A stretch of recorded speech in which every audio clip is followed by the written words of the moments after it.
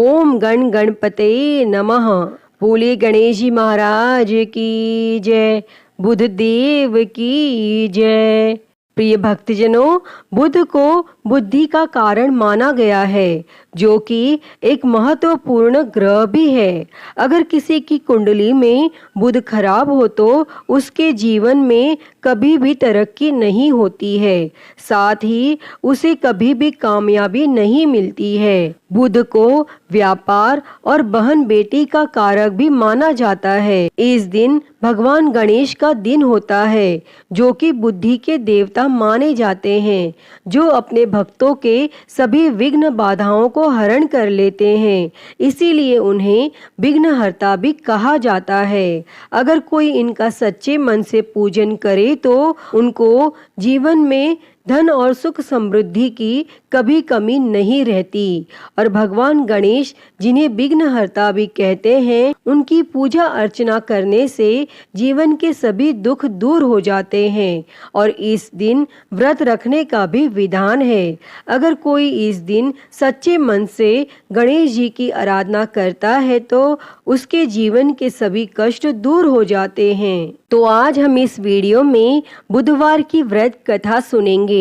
इस कथा को सुनने अथवा पाठ करने मात्र से आपके जीवन में धन, बल, बुद्धि, विद्या की वृद्धि होती है तथा आने वाले सभी संकटों का नाश होता है। तो आइए सुनते हैं। उससे पहले आप सभी प्रेम से बोलिए श्री गणेश जी महाराज की जय, बुध देव की जय। प्राचीन काल की बात है। किसी ग्राम में एक साहूकार अपनी पत्नी के साथ रहता था।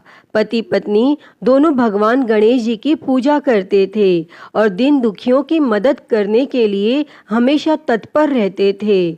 और ईश्वर की कृपा से उनके पास धन धान्य की कोई कमी नहीं थी। कमी थी तो बस एक संतान की। पति पत्नी संतान नहीं होने से दुखी रहते थे। तब गांव वाले संतान न होने की वजह से उन्हें हमेशा ताने सुनाते थे। पर साहूकार और उसकी पत्नी को ईश्वर पर पूर्ण विश्वास था। ईश्वर ने जरूर कुछ अच्छा सोच के रखा होगा हमारे लिए, ऐसा सोचा करते थे।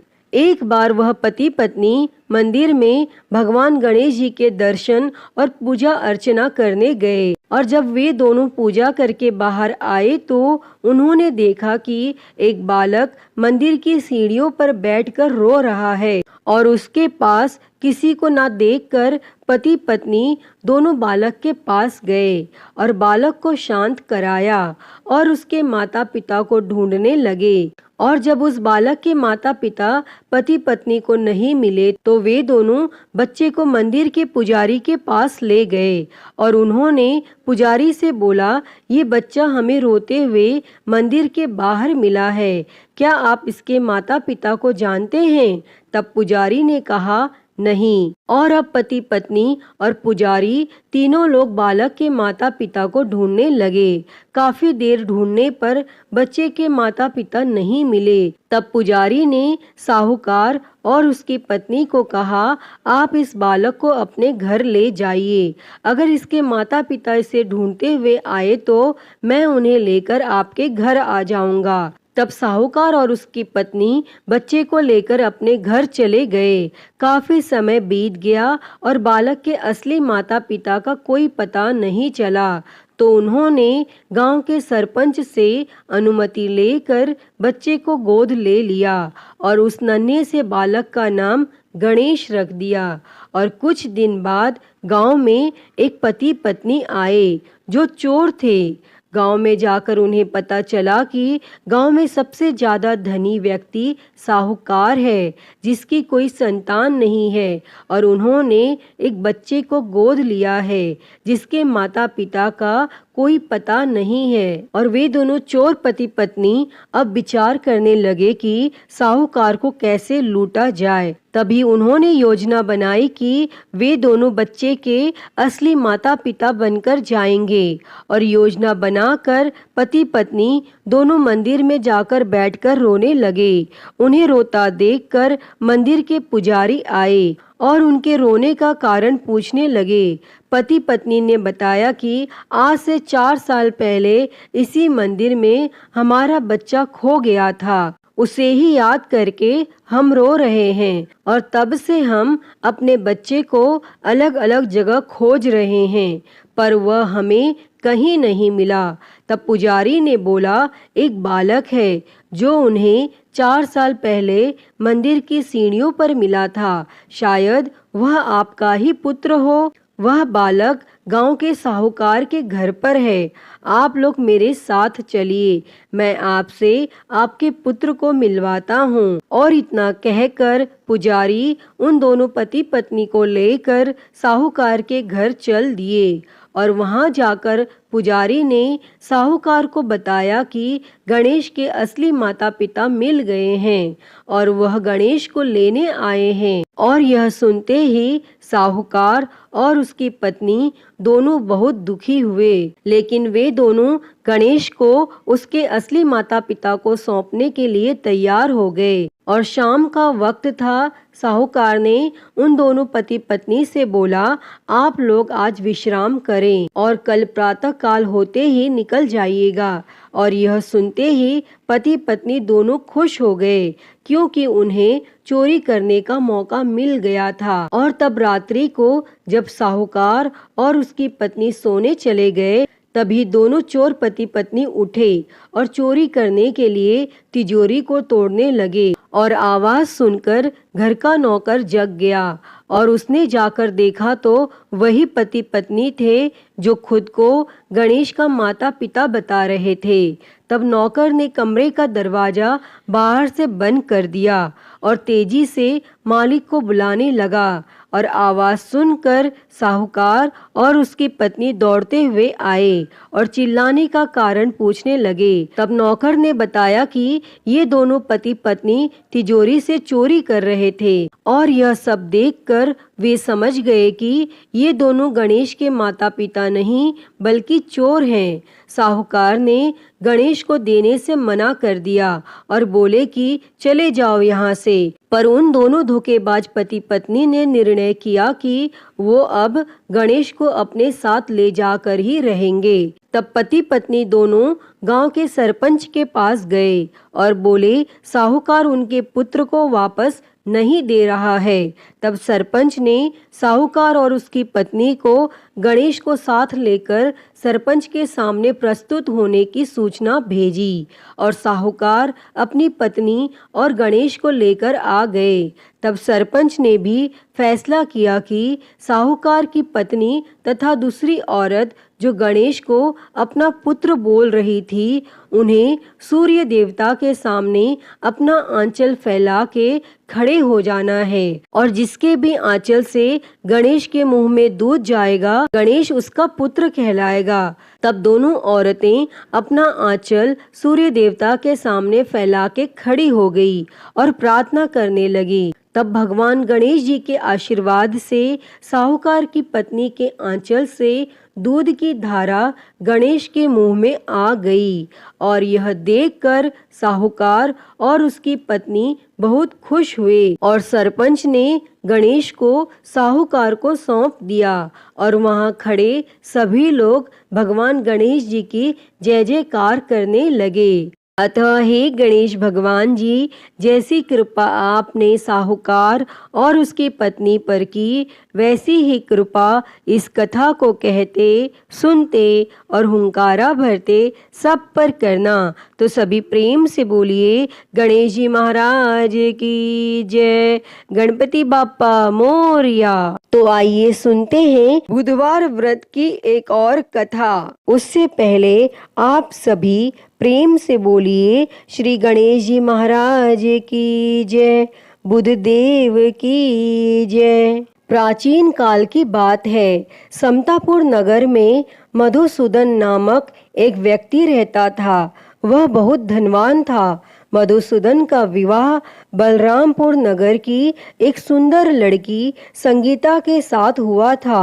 एक बार मधुसूदन अपनी पत्नी को लेने बुधवार के दिन बलरामपुर गया और मधुसूदन ने पत्नी के माता पिता से संगीता को विदा कराने के लिए कहा, परंतु माता पिता बोले, बेटा आज बुधवार है, बुधवार को किसी भी शुभ कार्य के लिए यात्रा नहीं करते।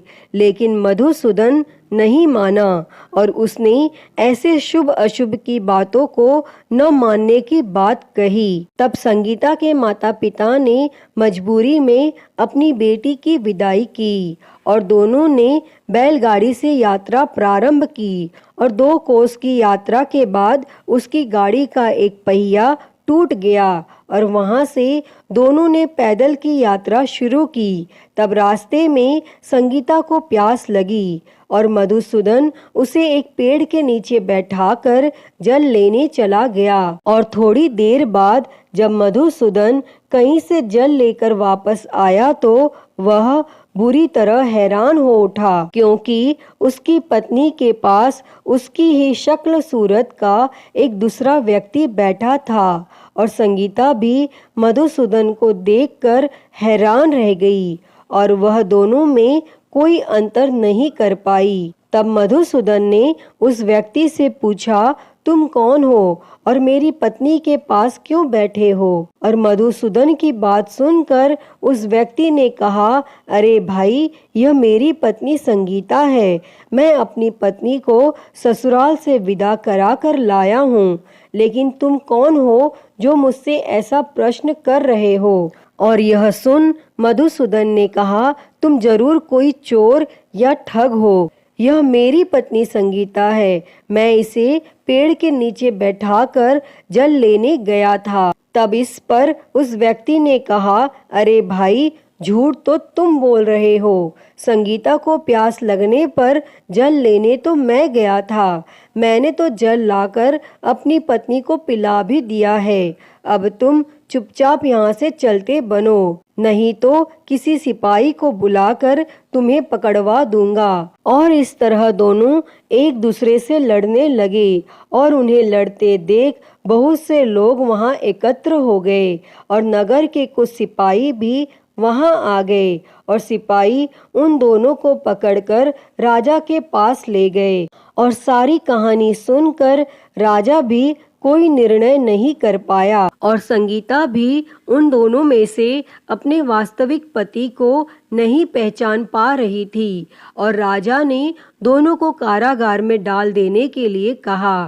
तब राजा के फैसले पर असली मधुसूदन भयभीत हो उठा। तभी आकाशवाणी हुई, मधुसूदन, तूने संगीता के माता पिता की बात नहीं मानी और बुधवार के दिन अपने ससुराल से प्रस्थान किया और यह सब भगवान बुद्धदेव के प्रकोप से हो रहा है। तब मधुसूदन ने भगवान बुद्धदेव से प्रार्थना की कि हे भगवान बुद्धदेव, मुझे क्षमा कर दीजिए, मुझसे बहुत बड़ी गलती हुई और भविष्य में अब कभी बुधवार के दिन मैं यात्रा नहीं करूंगा और सदैव बुधवार को आपका व्रत किया करूंगा। तब मधुसूदन की प्रार्थना करने से भगवान बुद्धदेव ने उसे क्षमा कर दिया और तभी दूसरा व्यक्ति राजा के सामने से गायब हो गया। तब राजा और दूसरे लोग इस चमत्कार को देखकर हैरान हो गए और भगवान बुद्धदेव की इस अनुकंपा से राजा ने मधुसूदन और उसकी पत्नी संगीता को सम्मान पूर्वक विदा किया और कुछ दूर चलने पर रास्ते में उन्हें बैलगाड़ी मिल गई और बैलगाड़ी का टूटा हुआ पहिया भी जुड़ा हुआ था और दोनों उसमें बैठकर समतापुर की ओर चल दिए।